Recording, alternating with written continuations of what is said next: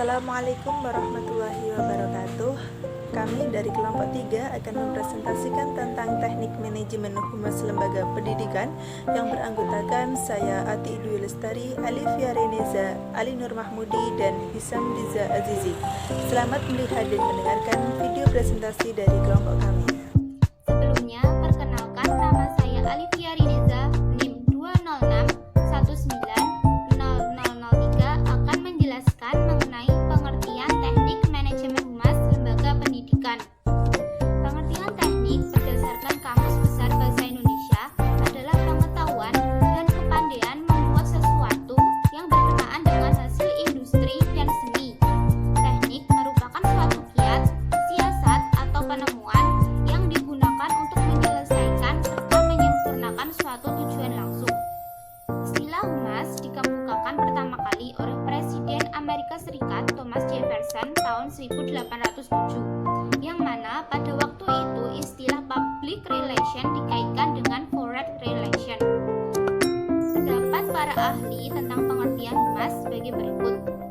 Menurut Van and Wetzschnell, humas adalah segenap kegiatan dan teknik yang digunakan organisasi atau individu untuk menciptakan atau memelihara suatu sikap dan tanggapan yang baik dari pihak luar terhadap kegiatan dan aktivitasnya.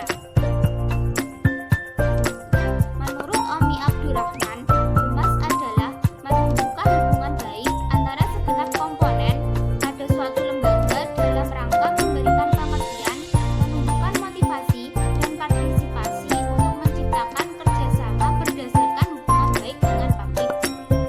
Dari beberapa pengertian di atas dapat disimpulkan bahwa humas adalah suatu kegiatan komunikasi untuk menumbuhkan hubungan kerjasama yang baik dengan pihak luar untuk mendukung dalam mencapai tujuan yang direncanakan.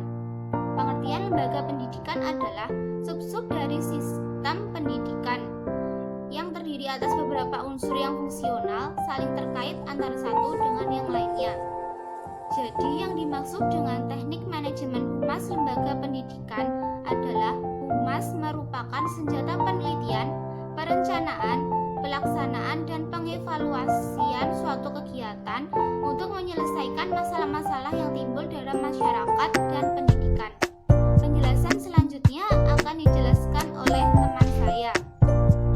Saya Ati Dwi Lestari, NIM 206190009 akan menjelaskan tentang teknik manajemen humas lembaga pendidikan. Untuk dapat menjalankan manajemen humas yang efektif dalam sebuah lembaga pendidikan diperlukan sejumlah teknik. Teknik tersebut yaitu yang pertama teknik tertulis, teknik lisan, teknik peragaan, dan teknik elektronik. Teknik tertulis dalam kegiatan humas lembaga pendidikan terijawantahkan dalam beberapa hal, yaitu buku pedoman permulaan tahun ajaran baru, pamflet, berita kegiatan peserta didik baru, catatan, berita gembira, dan buku kecil. Untuk teknik nyata bentuk lisan, yaitu dalam manajemen humas lembaga pendidikan, yaitu kunjungan fisik, memanggil orang tua, dan pertemuan. Teknik manajemen humas lembaga pendidikan yang dapat dilakukan yaitu teknik peragaan. Hal ini diimplementasikan oleh lembaga pendidikan dengan menyelenggarakan sebuah acara seperti pameran atau pentas seni yang dihadiri oleh stakeholder lembaga pendidikan tersebut. Teknik manajemen humas lembaga pendidikan yang dapat digunakan selain tertulis, lisan, dan peraga adalah teknik elektronik. Teknik elektronik ini menggunakan media elektronik sebagai perangkat utama dalam menjalankan manajemen kehumasan. Baiklah, di sini saya akan menjelaskan tentang hubungan kerja humas dengan masyarakat. Sekolah merupakan bagian dari masyarakat dan mempersiapkan anak untuk kehidupan di masyarakat sebagai bagian dari agen di masyarakat di mana madrasah tersebut berada. Sekolah berada di tengah-tengah masyarakat, maka mutu kehidupan yang berkembang dalam masyarakat ikut menemani gerak langkah sekolah.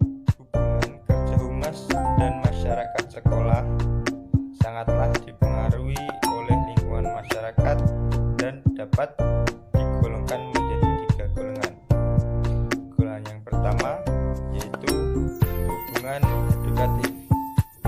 Hubungan ini adalah hubungan kerjasama dalam mendidik murid. Kedua yaitu hubungan kultural, adalah kerjasama antara sekolah dan masyarakat. Yang ketiga yaitu hubungan institusional, adalah kerjasama antara sekolah dengan lembaga-lembaga atau instansi resmi yang lain. Ketiga hubungan di atas menjelaskan bahwa perlu adanya kerjasama dalam melaksanakan seluruh kegiatan positif yang ada.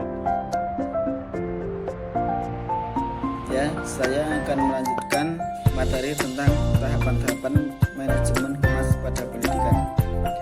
Tahapan-tahapan manajemen guna untuk melaksanakan teknik-teknik dalam hubungan masyarakat pendidikan merupakan suatu langkah-langkah dalam pencapaian tujuan atau sasaran program tersebut sesuai dengan yang direncanakan.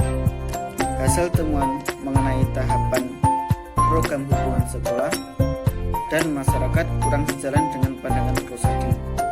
Menurut Rosadi, langkah-langkah untuk perencanaan program kerja terdapat beberapa tahapan, yaitu A. Menelaah tingkah laku secara luas dan relasi lembaga pendidikan mengenai lingkungan.